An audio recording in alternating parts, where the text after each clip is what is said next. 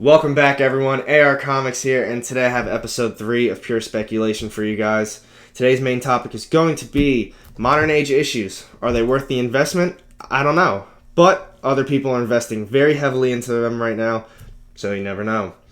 Before we get started on any of that, please don't forget to hit the subscribe button down low, little bell to get notified every time I drop new content. And if you do like the video, let me know why in the comment section. I'd really appreciate it. So, right now, if you have been in any Instagram auction, eBay auction, claim sales, hell, even Facebook groups, what is everybody buying? Modern books. Bronze Age, Silver Age, Golden Age, they all took the back seat on this one. Modern books are selling. They're all very hot right now. People are investing in these characters because they think they're so important to the future. And shit, they might be. I have no idea.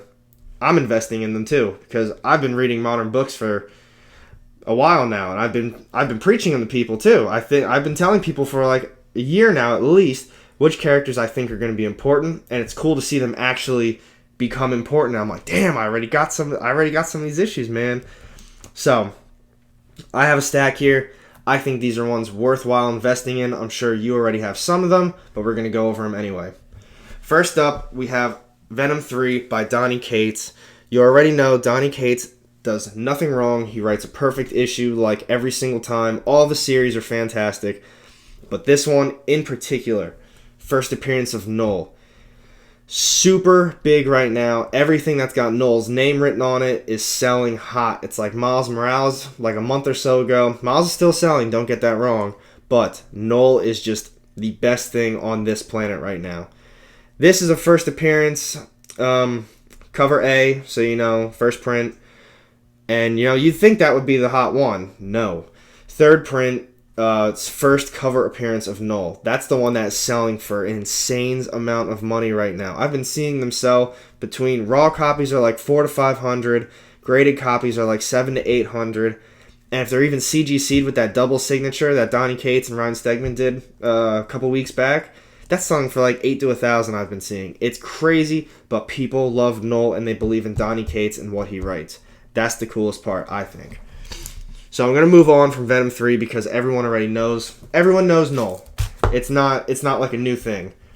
This one, however, struck me. This one threw me off a little bit. I bought it because, like I said, I review the new books every week for you guys. So I bought this, obviously, because I'm already buying Venom.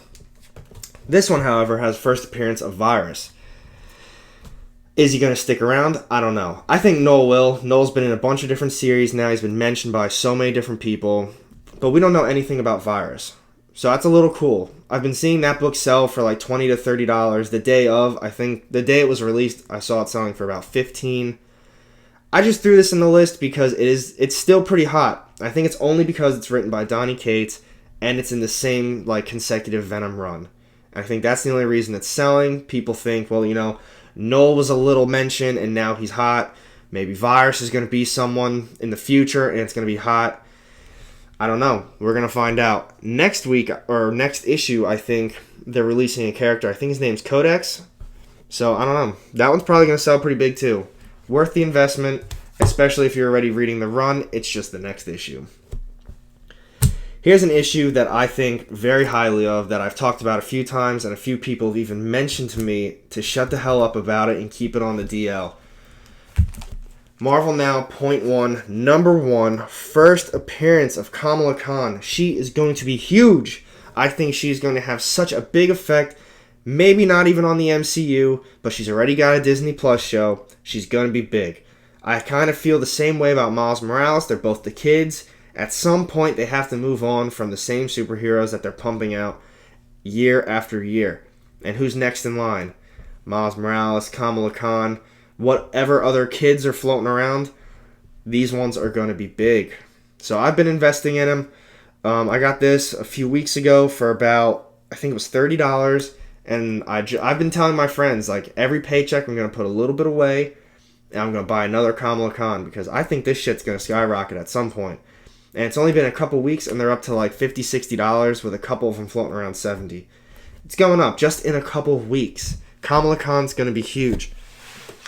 And I even bought this sweet pop to put next to it. It's going to look so good. Near mint. Probably near mint. I don't know if it's ever been out of the box.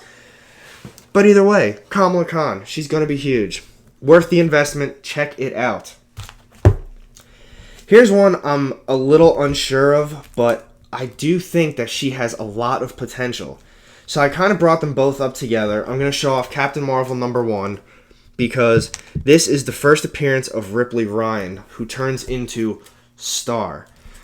So I don't particularly think Captain Marvel 1 is the big investment book, but if you are going to buy this book, definitely couple it with Captain Marvel #8. That's the first appearance where Ripley Ryan is shown off as Star. Now, I'm still a little thrown off as to who Star is because they kind of made this half-ass series, so I'm going to move this one out of the way. I'll show this one off. So they kind of made this like half-ass series where it's like pretty cool, but they're not really making it, and then they wanted to turn it into a digital series, and now I don't think it is anymore. I don't know what they're doing. Star's actually a pretty sweet character, and the story's pretty cool too, so I do think she has potential. I was reading in the beginning that they were possibly trying to make her the next Captain Marvel. I don't know if I'm going to go that far into it. I think she has another big female role as a superhero. So we'll see. But like I said, this is the #1 issue of her first, I don't want to call it ongoing, but it's her first series by herself. But the Captain Marvel series, I'm not sure which volume it is. It's the newest one.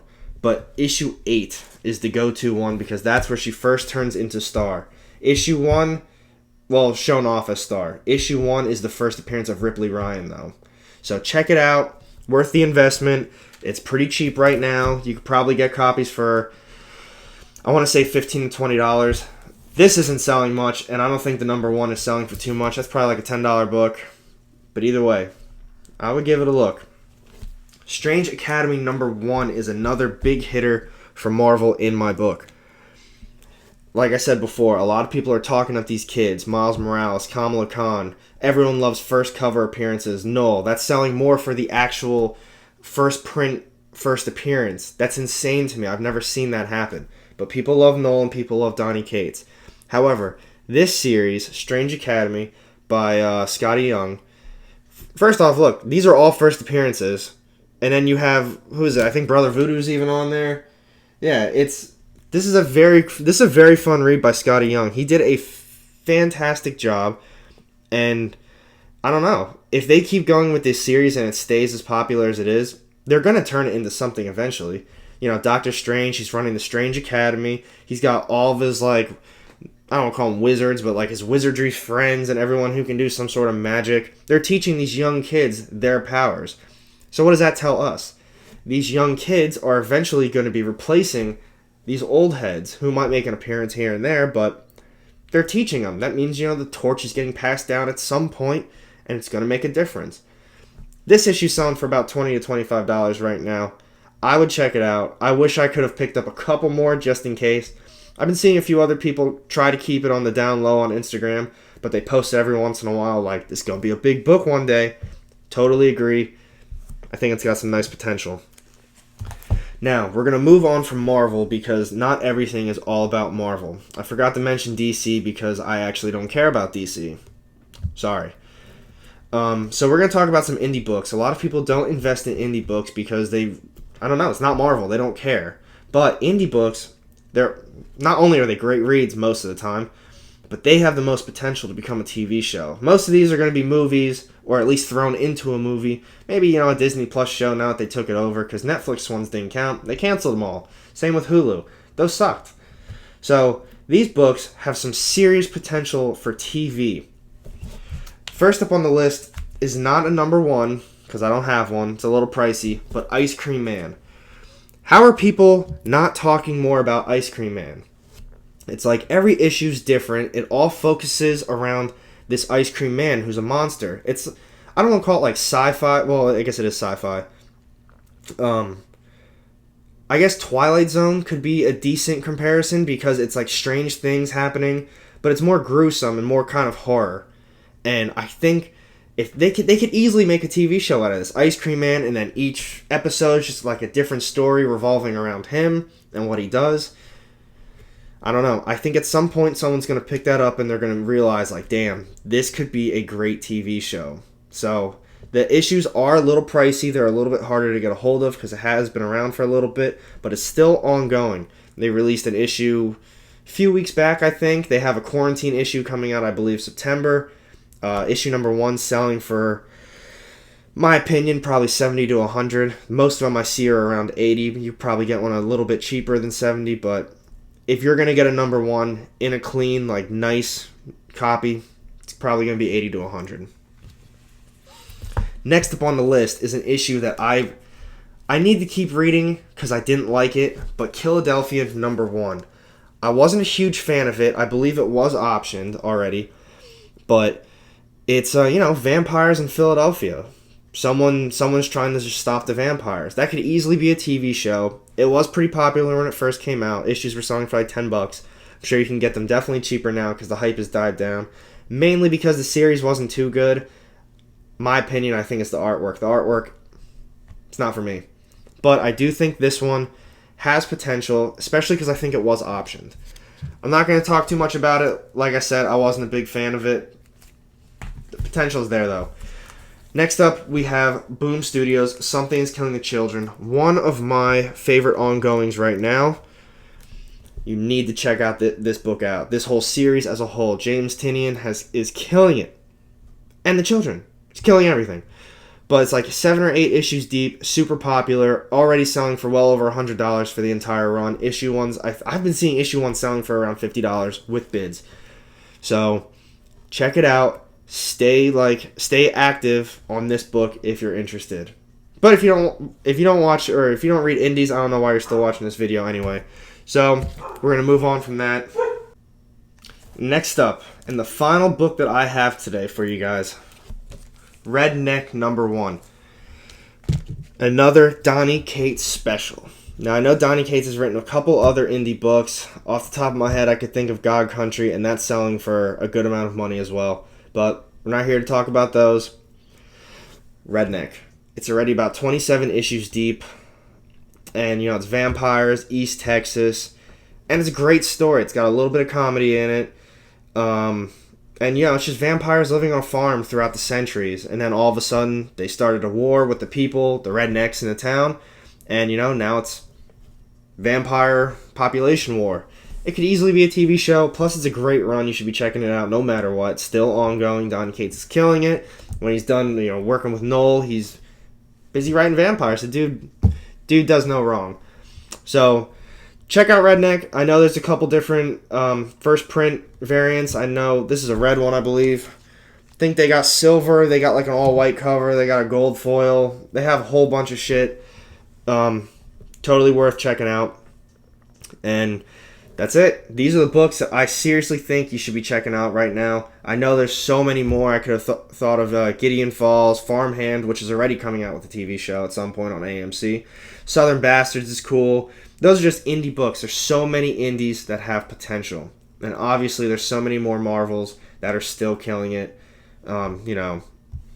Anything with Miles Morales, it's obviously selling. So these are my issues. These are my thoughts. I wanted to keep it a little bit shorter for you guys.